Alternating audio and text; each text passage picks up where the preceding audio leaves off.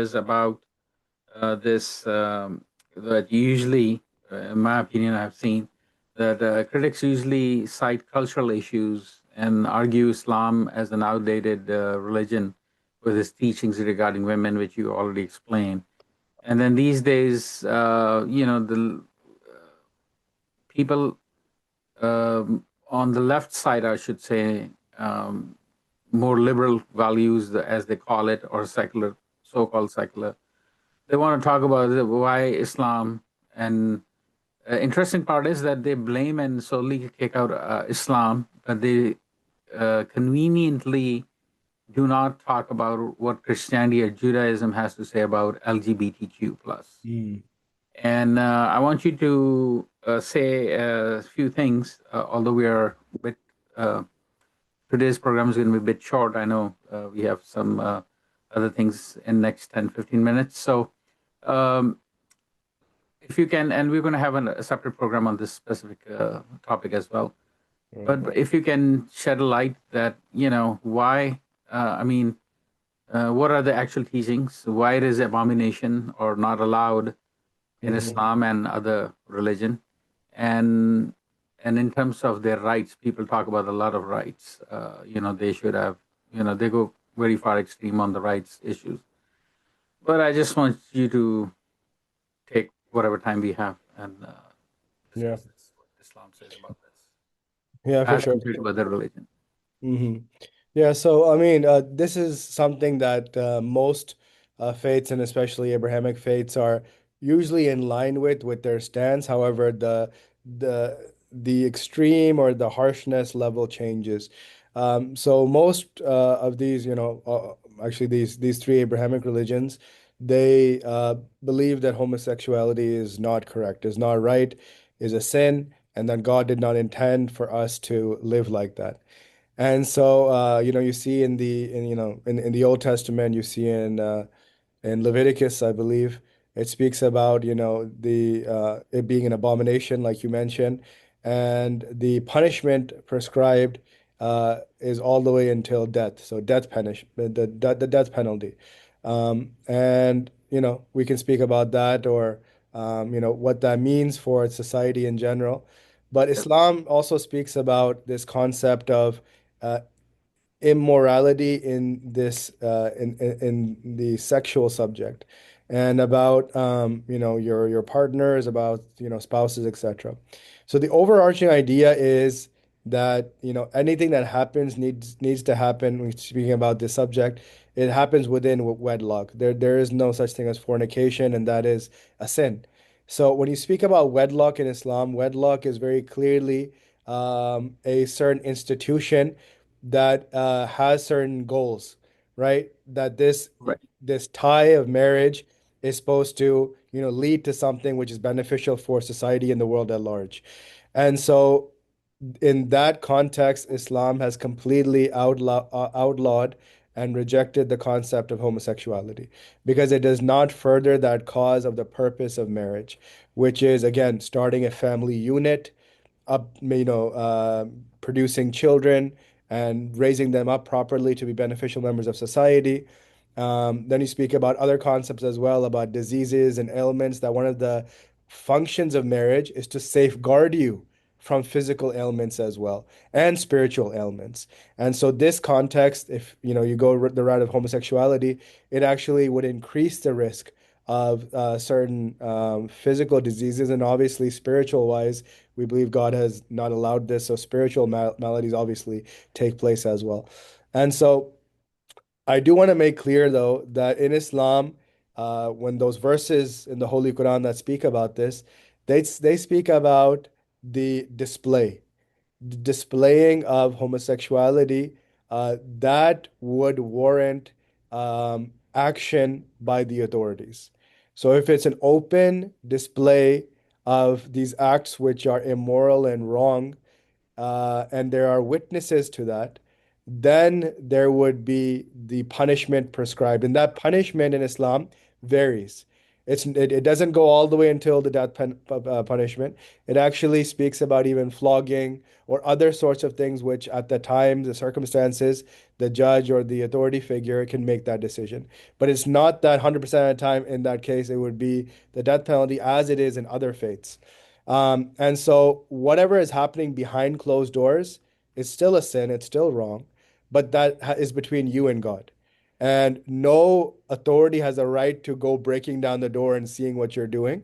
If it becomes a public display, then the authorities have to come in, because then you're corrupting the society with that as well, and you're infecting others with that as well. So when you say public display, that means openly allowing um, LGBTQ or gay and lesbian things in public. Is that what it means, or does it mean, it's like in Washington D.C., it's allowed, or in San Francisco it is allowed, but hardly you see any open display in the public, at least not to my knowledge. But Mm. Yeah, it would just be anything to promote that. So, I mean, like gay pride parades or something, stuff like that, which would openly project to the mass public about homosexuality or LGBTQ and trying to push it forward. And so the even laws are made to accommodate LGBTQs. Are they fine, or they are also with? I'm not going to say Islamic way, but I'm talking about in terms of Christianity and Judaism as well as Islam. Is it allowed in all these three religions that politicians can Mm. accommodate these people for in the name of having equality and justice? Yeah. So in the sense of like I said, whatever happens behind closed doors, no laws should be made regarding that. The only law that should be present is that if you're doing that, that's between you and your God, but don't bring that out into society, right? And the laws should start there. The law should not start from within the household. The laws start from the society and when the public is affected by certain things. And so any law that prohibits what happens internally within the house in the confines of your privacy, then there should be no law regarding that. And to protect that, yes, you can have laws that protect privacy within households. However, nothing outside of that should be allowed in that sense, if it's truly a proper running Islamic government.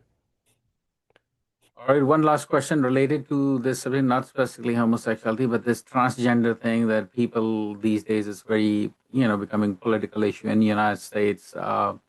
Kids or, people trying to change for whoever they are, from men to women and women to men, and then Mhm. competing in sports and, a few other things. Last, I think, Olympic had happened. It was a big controversy. Anyway, uh, is that permissible? Is it Mhm. moral? Yeah, so the Holy Quran is very clear. It states that there are only two genders, males and females. And it states emphatically as well that men should stay in their lane and women should stay in their lane. So much so that the Prophet Muhammad, peace be upon him, states that men should dress and appear like men should appear. And that's why there's stress on beards as well for men, because that's a masculine trait. And then for ladies, they can adorn themselves. They can do XYZ things, wear silk, wear gold, wear jewelry, because that's in their lane. That's the finer things which a lady utilizes and she uses. And the man should try to stay away from that, so there's no, you know, mixing. And so that people get confused, people start going one way, and then you end up, wanting to be the opposite gender. And so, all these, like you mentioned, all these, issues, problems come up then. That where's the line? Where do we stop them? Are they allowed to use the bathroom of the gender that they think they are? Are they allowed to play sports with, the gender that they think they are? And so much and so forth. The reality is that we believe this to be, a dysphoria, that, this was classified as such a disorder, but over time, God knows if this was due to some sort of agenda, political or what, but it was declassified, and it became a norm, and it has become a norm. But th this is the reality that, just like there are other ailments and disorders and dysphorias, that, this gender identity is also a dysphoria and an issue that needs to be looked at as one and needs to be treated as one as well. And so Islam always says that there are people that are struggling with certain things, and your job is not to hurt them, to oppress them, to oppose them. Your job is to go and help them the best you can. And so for us to advise people, for us to get them the help or the therapy that they need is what, is our job. To oppress them, to injure or hurt them is not our job at all. But helping them for sure is our job.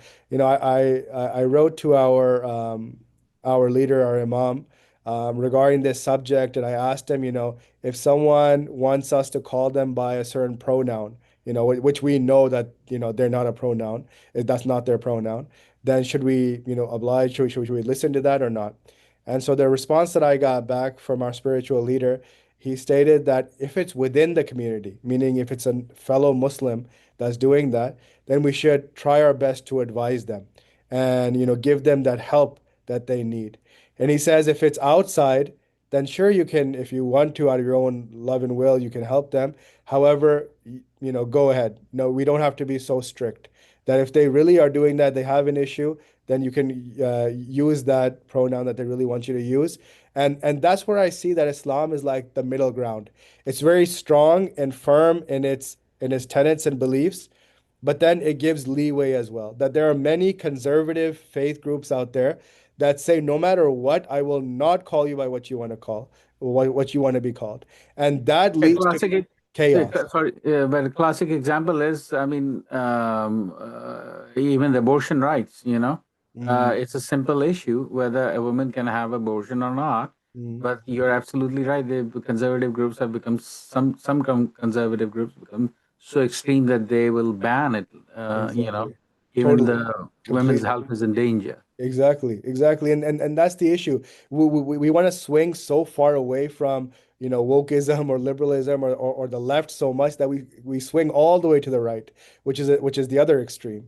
And so Islam is very clear and categorical in its stance, but it says to also create peace in society. So if you having that fight will create disorder in society, it's better to with love help them and try to advise them, but in that moment, sure, you can call them that pronoun that they want to be called. So anyway, Islam is very clear on this, but then we have this as well that we look at. Thank So you for this insightful discussion that we have today, and like always, we do to our audience and those who are watching us. If you have questions related to these subjects or any subjects, we are open, and that's why the program Brutally Honest is about. We're going to have a brutal and honest questions and answers. We will ask and we'll get both brutal. In response we will receive, will it should be brutal, and in questions we ask, we should be brutal. But we need to be honest, and we're going to be very honest here. So this program and previous programs and any other programs are going to be catering these two themes in terms of honestly answering, calling a spade, or whatever you want to call that. So, if you have any questions, do contact us and reach us out. Send us your questions on the comments when these videos are posted, so we can ask the Imam and get his insight on different topics. Thank you again, Imam Saab, for your time, and thank you so much. we'll see you next week. All right. Thank you. Take care. Take care.